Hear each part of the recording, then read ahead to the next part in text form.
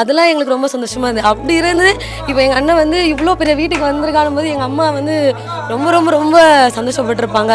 இப்போ அம்மா மட்டும்தான் இந்த இடத்துல இல்லை, மற்றபடி எல்லாமே ரொம்ப இதுவாக தான் போயிட்டுருக்கு.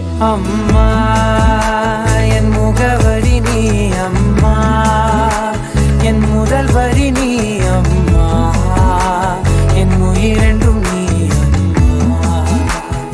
இல்லை எங்கள் அம்மா ஒரு ஃபீலிங்காக இருக்குது. எங்கள் அம்மா இல்லாத ஒரு வருத்தம் ரொம்ப இருக்குது. பிறந்தாயே அனைத்தையும் தந்தாயே.